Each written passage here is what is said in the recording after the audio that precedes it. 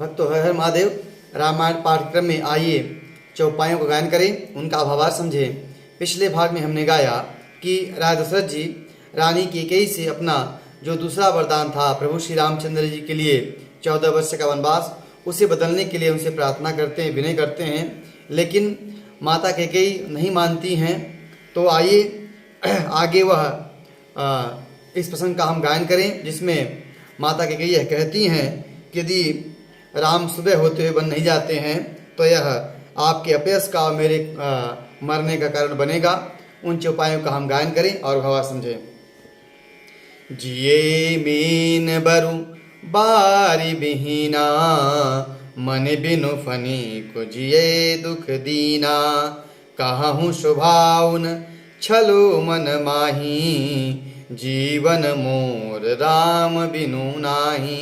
राजा कहते हैं कि मछली चाहे बिना पानी के जीती रहे, सांप चाहे बिना मणि के दीन दुखी होकर जीता रहे, परंतु मैं अपने स्वभाव से कहता हूँ कि बिना श्री राम को देखे, बिना राम को देखे मेरा जीवन संभव नहीं है। बिना राम को देखे मैं जी नहीं सकता। ऐसा दशरथ जी माता कैकेयी से कहते हैं।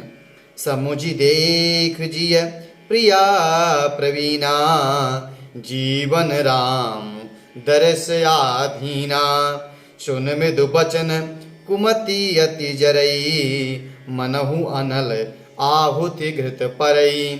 राजा दशरथ जी कहते हैं कि हे चतुर्प्रिय, जिस जी में समझ देख मेरा जीवन श्री राम के दर्शन के अधीन है। राजा के कोमल वचन को सुनकर कैकेयी अत्यंत जल रही हैं, और ऐसे जल रही हैं जैसे अग्नि कुंड में अग्नि जल रही हो और उसमें कोई घी की आहुति कर रहा हो। कहई करहूँ किनि कोटि उपाया, इहान लागी राउरी माया, देहु किलेहूँ अजसु करि नाही, मोहिन बहुत प्रपंच सुहाही। रानी कैकेयी का अति कठोर स्वभाव हो जाता है और वह कहती हैं कि आप चाहे करोड़ों उपाय कर लीजिए, आपकी यहाँ अब चालबाजी नहीं चलेगी। मैंने जो मांगा है उसे आप दीजिए, या तो ना ही कर दीजिए या अपयश लीजिए। मुझे बहुत प्रपंच अच्छे नहीं लगते हैं। राम साधु तुम साधु सयाने, राम मात भली सब पहचाने, जस कौशिला मोर भलता का, तस फल उन्हीं देहूँ करि साका। राम साधु हैं तो आप साधुओं में सयाने हैं, और राम की माता भी भली हैं। मैंने सबको पहचान लिया है। कौशल्या ने मेरा भला चाहा है, मैं भी साका करके उन्हें वैसा ही फल दूंगी। होत प्रात मुनि बेश धरी, जोन राम बन जाही, मोर मरनु राउर यसज, अजस निपु समुझिय मन माही। अत्यंत कठोर होके माता कैकेयी कहती हैं कि सवेरा होते हुए यदि राम मुनि का वेश बनाकर जंगल में नहीं जाते हैं तो हे राजन, मैंने मन में निश्चय कर लिया है, या तो मेरा मरना होगा या तो आपको अपयश की प्राप्ति होगी। अस कही कुटिल भई उठ ठाढ़ी, मानहु रोष तरंगिनी बाड़ी, पाप पहाड़ प्रगट भई सोई, भरी क्रोध जल जाई न जोई। ऐसा कहकर कुटिल कैकेयी उठ खड़ी हुई, मानो क्रोध की नदी उमड़ी हो। वह नदी पाप रूपी पहाड़ से प्रकट हुई हो और क्रोध रूपी जल से भरी है, जिसे देखा नहीं जाता है। दोबर कूल कठिन हठ धारा, भवर कुबरी बचन प्रचारा, ढाहत भूप रूप तरि मूला, चली विपत्ति बाढ़ी अनुकूला, चली विपत्ति बारिधि अनुकूला। दोनों वरदान उस नदी के किनारे हैं। कैकेयी का कठिन हठ ही उसकी धारा है, और कुबरी मंथरा के वचनों की प्रेरणा उसकी भंवर है। राजा दशरथ जी वृक्ष रूपी जड़ मूल से इस विपत्ति रूपी समुद्र की ओर बहती चली जा रही हैं। लखी नरेश बाती फुरी साची, तियमिस नीचु शीस पर नाची, गही पद विनय कीन बैठारी, जन दिन कर कुल होसी कुठारी। राजा ने समझ लिया कि रानी कैकेयी हास परिहास नहीं कर रही हैं, यह सचमुच में मेरी मृत्यु के बहाने सिर पर नाच रही है। तब राजा ने कैकेयी के चरण पकड़कर और विनती करते हैं कि तू सूर्य रूपी वृक्ष की कुल्हाड़ी मत बन, इसे काटने का प्रयास मत करो। मागु मात अब हूँ देव तो ही, राम बिरह जनि मारसि मोही, राखु राम कहूँ जहीं तहीं भांति, नाहित जरी जन्म भरी छाती। तब कहते हैं दशरथ जी कि तू चाहे तो मेरा मस्तक मांग ले, चाहे तो मेरा जीवन मांग ले तो मैं तुझे दे दूं, लेकिन मुझे राम के विरह में मुझे मत मार। इस तरह से राजा दशरथ जी की माता कैकेयी से अनुनय विनय करते हैं। कहते हैं कि जिस तरह से हो सके राम को घर में राखो, नहीं तुम्हारी भी छाती जन्म भर जलती रहेगी।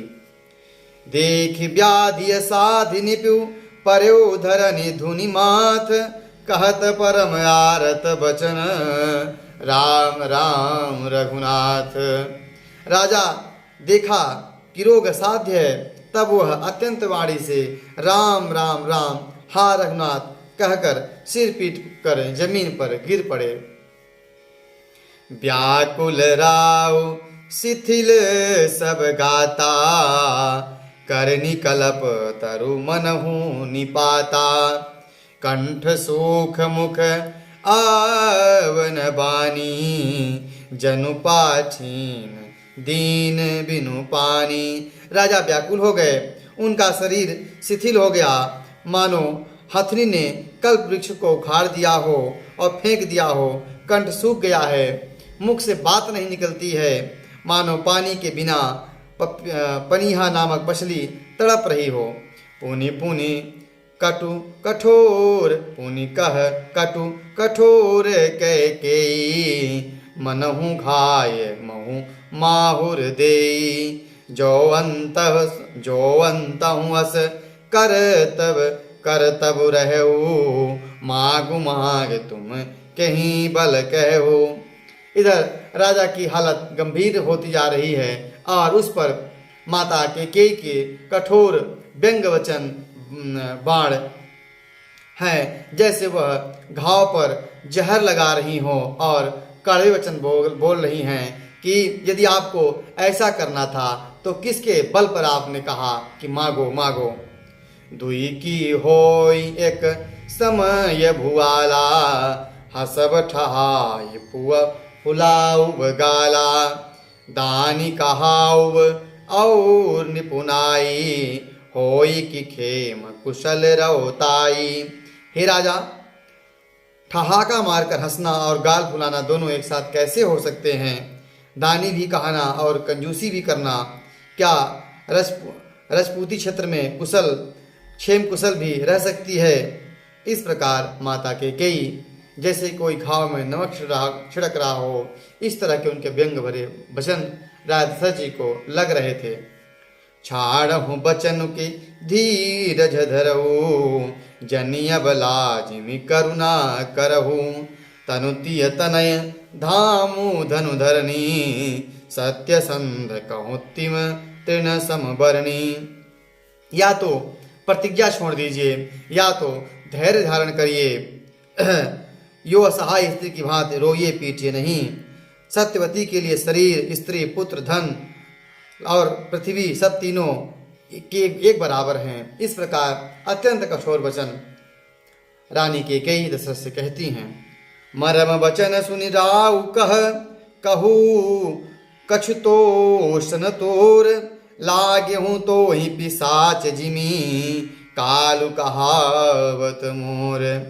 तब राजा दशरथ जी ने कहा कि कैकेयी के मर्मभेदी वचन सुनकर राजा ने कहा, तू चाहे जो कह, तेरा कुछ दोष नहीं है। मेरा काल ही मानो पिशाच बनकर तुम्हारे ऊपर लग गया हो, वही सारी बातें तुमसे कहला रहा है।